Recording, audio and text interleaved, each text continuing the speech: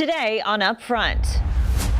Our community is on fire right now. That baby was shot in the head, man. Put the guns away. A different approach to stopping violence. 4 shootings in just over 5 hours overnight. We got to stop being cowards and thinking that that's the only way to resolve the issue. Stopping it before it starts.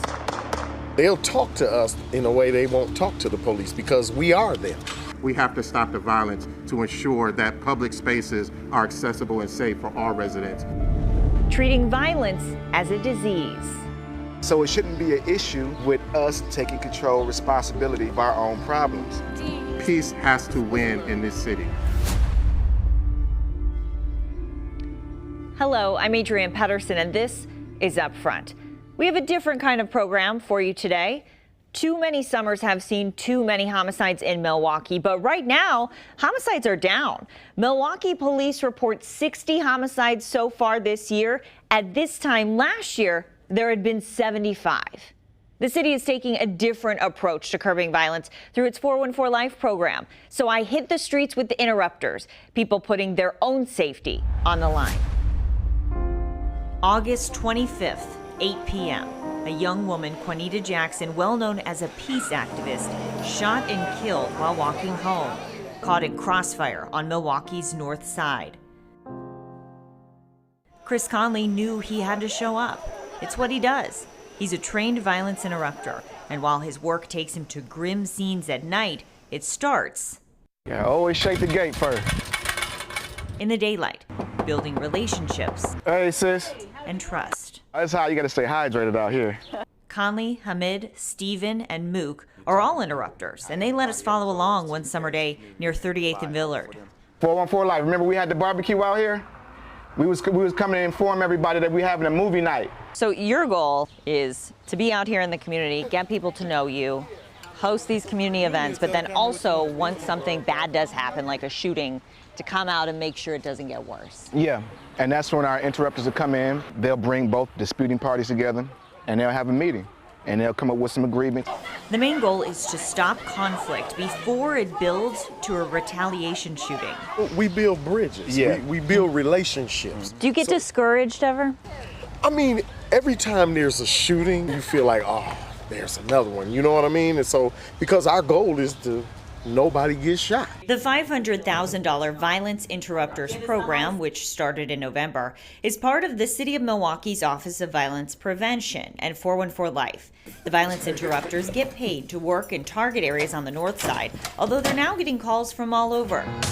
One act of violence leads to another, and another, and another. The interrupters draw inspiration from the Cure Violence health model.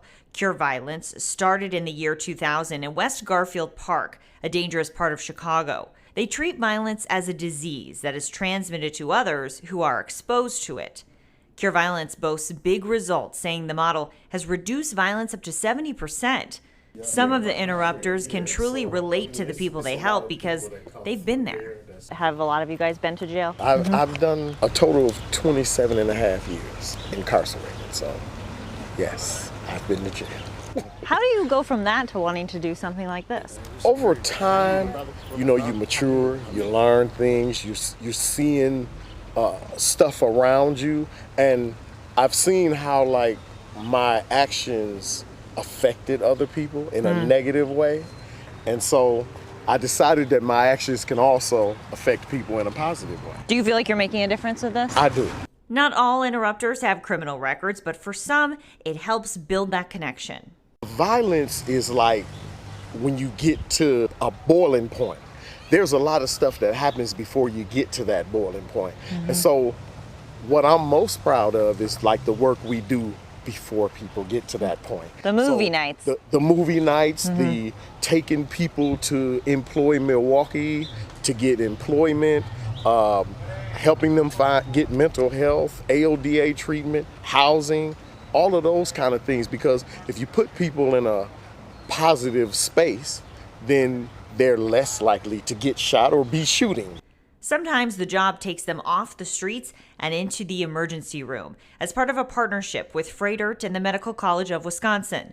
The hospital is one of 20 U.S. medical centers participating in similar violence prevention programs. I see, 414 Life almost like a vaccine for violence. As the chief of trauma surgery, Dr. Mark DeMoya sees gunshot victims almost every day.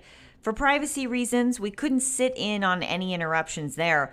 But here's how it works. The hospital social worker identifies victims most at risk and then calls 414 Life, and an on-call interrupter arrives right to the emergency room. They call the patients, they talk to them when they're discharged from the hospital. So they really develop a relationship with these patients that goes beyond just the initial violent episode. And so they provide that link back to the community and also help provide a support system for these individuals that are just high risk. Froedtert's referred more than 70 patients for interruption interventions. And we really need to be proactive about the problem and treat it just as if it was a measles outbreak or pneumonia outbreak, and really try and be, get the vaccine for violence, in essence, is trying to prevent it from happening in the first place. Back outside the hospital, we're in a small conference room on the north side as the interrupters talk about their week. Yesterday, we were able to do a interruption that was successful. Two gentlemen had a disagreement about some money.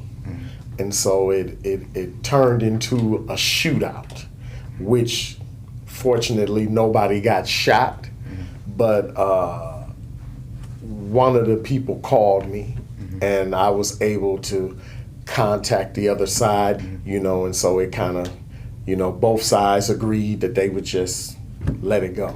That's considered a successful interruption. What's up? But the interrupters say building that trust requires a lot of door knocking. Well, check the next one. And talking to the next generation. Nah, real talk. You know it's dangerous out here? Now, what would your mama say if something happened to you? How you think she would feel? Sad? Yeah, of course. And she wouldn't be the only one who's sad either. We want to see you grow strong. You understand what I'm saying? You're a leader. And it's not just homicides that are down. Milwaukee police say non-fatal shootings are down too. Last year at this time, there had been 330. This year, 266. So is the interruption program working? After the break, we'll bring in Reggie Moore with the Office of Violence Prevention. We believe that the community has also stepped up and people actually care about what's happening in their neighborhoods and understand that they can actually do something about it. I'll ask him how many interruptions the group completed their first summer and how much longer they'll have funding. Plus, preventing violence at school, how the state is keeping students safe as they head back to class.